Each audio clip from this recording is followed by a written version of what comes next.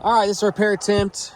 I got the claim number at 1183G462L. We're at 135 Thigpen Road in Noonan.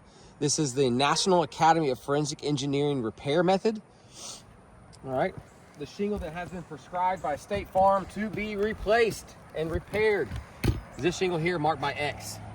As you can see, wind damaged shingle that's creased, mat broken. I've marked out the entire shingle here in blue. I've marked where potential nail holes will be.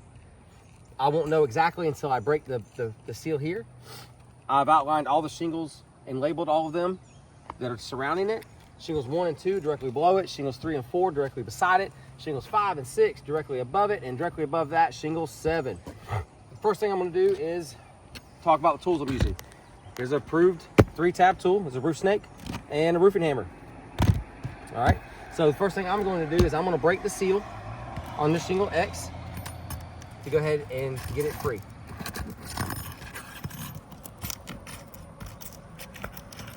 All right, now on shingle 5, I'm going to break the seal here. That way I can get to the nails.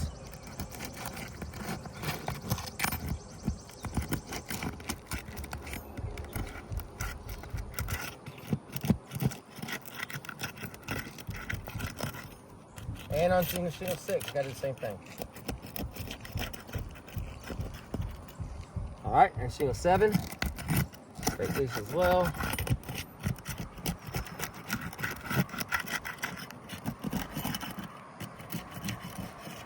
All right, now I've got all these loose. I can find my nails. Okay, so I'm gonna come up underneath this side, and I've already located a nail here. And I'm never gonna bring these up over 45 degrees, just enough to where I can see where the nail's at and be able to remove the nail. I'm gonna come up underneath my shingle. As I locate my nail, I'm right up underneath it here and attempt to pull that nail out. All right, you zoom in on that. Can you see that right there? So as I'm attempting to get the nail out, the shingle has ripped and torn right around it, and you can see where it's just coming around, it's tearing. So I'm gonna try to jam my, yeah, there it goes. All right, so it just ripped right through it. That's called a nail pull. Now, I did it as easily as I possibly could, and then attempt to push the roof snake underneath it to get that nail. I had to use a little bit of force to get it. And when I did that, it did rip and tear. Now, we are trying to replace shingle X, so I'm not too worried about the damage on this shingle. This just goes to the repairability of the rest of these shingles. It's already showing how brittle it is, just an attempt to remove that nail. All right, so here's another nail here. So I'm gonna come up underneath shingle X, and as you see, you can listen, I am hitting the nail, right? So now I'm hitting the nail. I'm gonna attempt to pry it up. And as I do it, you can see where it's already ripped through, right there. So I can't come through the top to get the nail. I have to come in this side. So I'm gonna attempt to go a little bit of an angle to try to get that nail up. And as you can see, it's ripping. It's already ripped right there. See, and as easily as I possibly could, trying to get that nail out without ripping the shingle, I cannot do it. The shingle, they're just too brittle to be manipulated in a way to get the nails out. So now I got to come underneath and pull the nail out because it ripped through the shingle. That's called a nail pull. And the National Academy of Forensic Engineering does consider nail pull a repairability issue. So this shingle was already showing signs of the irreparability of this roofing system. So I have several nails right here, so I'm gonna come up underneath this one and do the exact same thing. As you see, I'm hitting the nail and I'm attempting to pry it up. And look, as I pried it up, it ripped it right through. And that is nothing that I can do easier or show less. I can't. I'm doing as easy as I possibly can. And the nail right above that one, I'm gonna attempt to do the exact same thing. And there it goes, it ripped right through again. So I'm gonna come up underneath here and lift them up a little bit and attempt to pull that nail out from underneath to get it. And so far, every nail has ripped through the shingle, every single one of them. So that's proving the irreparability of the roof already. And before I even get to this one, just from manipulating it here, it ripped through. And I'm never lifting this up over 45 degrees, just enough to look at it. So as you can see, just from trying to pull out the other nail, this one ripped right through, showing the brittleness of these shingles. So from here, pull that nail out. All right, so that's the first row of nails that's been removed. Now I'm gonna attempt to remove the second row of nails right above it. I'm gonna lift shingle 7 and locate my nail, and here we go. I have a nail right here. So I'm gonna come up underneath shingle 5. Lift this up a little bit so we can see. And I'm touching the nail right here, right? You can hear it hit. And as it's hitting, I'm gonna attempt to pry that up, right? Without doing anything other than, and look, there it is. It ripped right through. So that's shingle 5. We just damaged that shingle. Now shingle X, I gotta come underneath here. So shingle X, I wasn't too worried about any of that happening to just because we're trying to replace it. But now we've created additional damages to additional shingles. We just created a nail pool on shingle 5, which was meant to not be replaced. So now I have one nail pool. I'm gonna attempt to find another nail. I have another one right here. So I'm gonna come up underneath shingle 5, ever so slightly. And here I am, I'm touching the nail. You can hear it hit it. So I'm gonna carefully as I can, and it's already ripped through. There's nothing I can do about it. All right, so zoom in on that, Denny. And as you can see, that's pulled straight through. Now I got a big nail head hole in the shingle that I'm supposed to be trying to not replace. So now I gotta come up underneath shingle 5 and pull that nail out, and it's supposed to be holding it down. And the reason why that is a failure is because now how do I hold the shingle down if I've got a giant hole in it, right? So now what am I supposed to do? Put another nail here and then put another one beside it and then try to reseal it? That's not a proper way, and this shingle is so damaged now. It's just too brittle to be replaced. So I'm gonna continue with the repair, knowing that we already have several failure points. All right, never lifting them up over 45 degrees, always just enough to see. And here I've located another nail. I'm gonna come up underneath shingle 5, attempt to do it again. And it's literally just ripped without me using hardly any effort. And if you show that real quick, zoom in on that one. And you can see where it's starting to rip, and hasn't all the way ripped yet, but just showing that I cannot get up underneath that nail without damaging that shingle, right? As I pry it, yep, see, it just ripped right through. So now I can get up underneath it and pull it out. And here's my nail. All right, so shingle 5 has taken damage.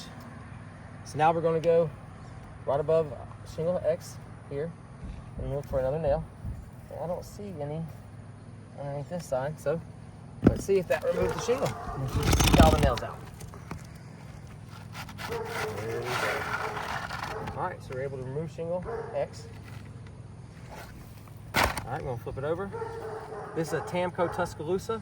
It's a 3-tab shingle. You can see the matting crease right here from the wind damage. All right, so what we're gonna do is, look right here. If you zoom in right here, these are the shingles that I had to break free. You can see how there's these black spots. That's all mat transfer. All of this is mat transfer from the shingle below it to the shingle above it, which is this shingle. And if you look at the damaged shingle, there's no mat transfer here, right? So now if you come over here, the shingle I had to break free again, there's more mat transfer. All the roughness right here is part of the shingle below it still staying attached to the shingle above it.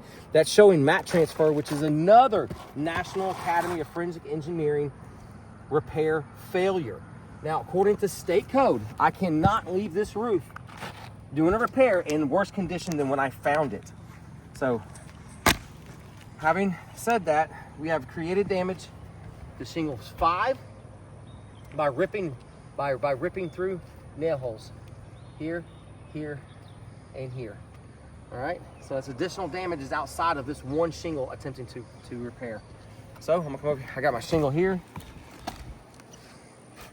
Now this is the best guess that I could find, since Tamco Tuscaloosa brand 3-tab is no longer currently in production, that makes this color, right? So this is a multicolored shingle. As you can see, you got some dark, some light grays in it. So this is a little bit different than what I have here. So I can't find this exact color without sending it off and to get an exact match. But now we do know it's a Tamco Tuscaloosa, so I'll be able to reach out to Tamco and see if they still manufacture this multicolored 3-tab shingle, just to attempt if this roof is repairable, right? And so far, I've created more damage to this roof than I've repaired. So I'm gonna get my shingle in here, right where it needs to go. All right. Now I'm gonna use the roof snake, the approved tool to install nails. All right, so I'm gonna stick the nail in. Come right here.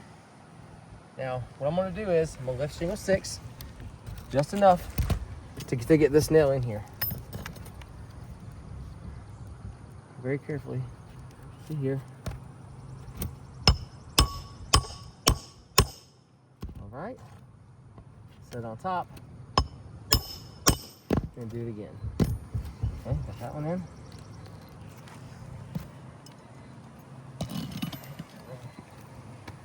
Nice and straight. One nail in here.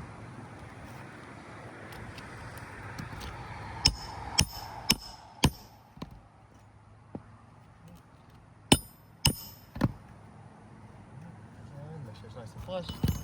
And again, never lifting the shingles up over 45 degrees.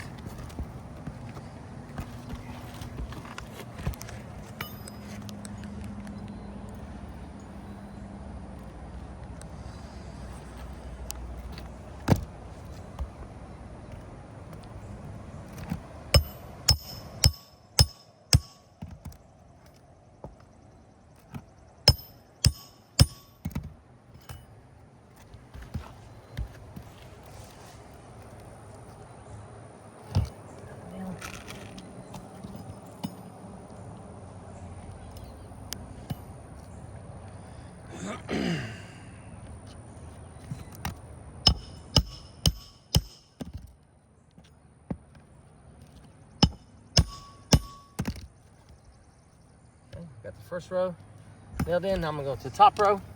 Now this is where I'm gonna have issues. Now knowing that shingle, what is this? Shingle 6, 5, and 6 here, I've ripped through right here. So now I have a giant hole. So if I were to nail this in, it'll hold this shingle down, but now shingle 5 has got a big hole in it. So now I'm gonna have to add an additional nail to this, and then potentially water, wind, bone, debris, and water can come in here and get into that giant hole. The nail is no longer going to seal anymore on that. And since we have a fair amount of mat transfer right here, if you can zoom in right here, Danny, and show this. This little piece, the stuff sticking off right here that I'm moving and taking off, that is mat and glue from the shingle above it, still staying attached to the shingle above it. Now I have that in multiple areas under these shingles. Now I'm gonna take close up, come here Danny, zoom in on this right here.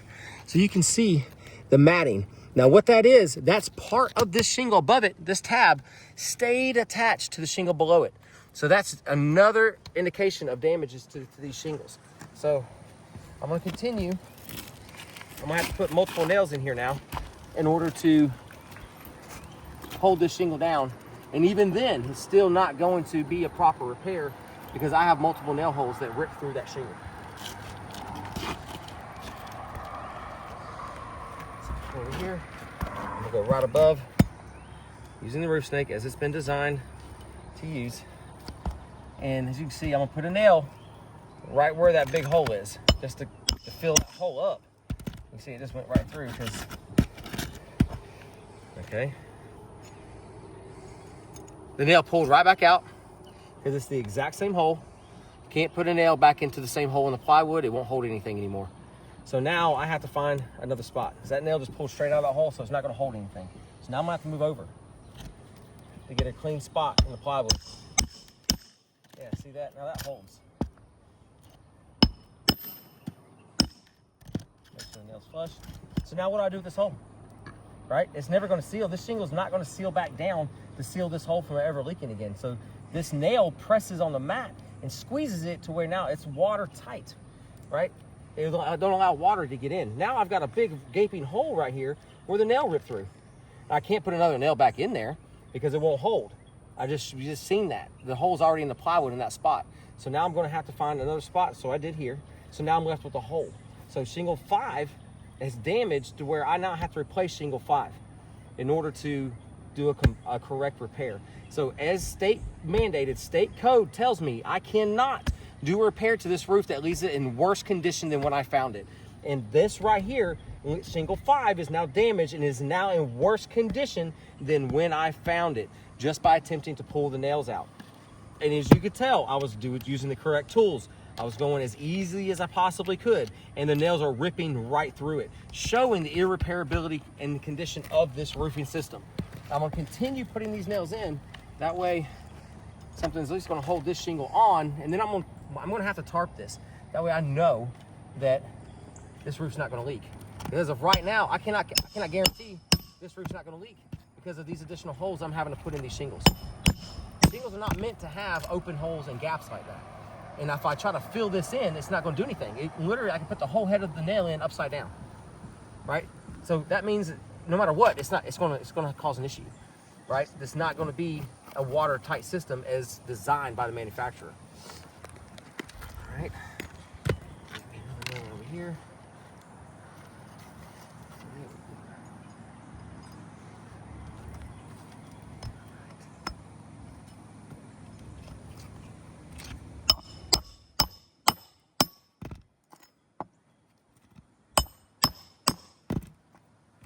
All right, so now the nails.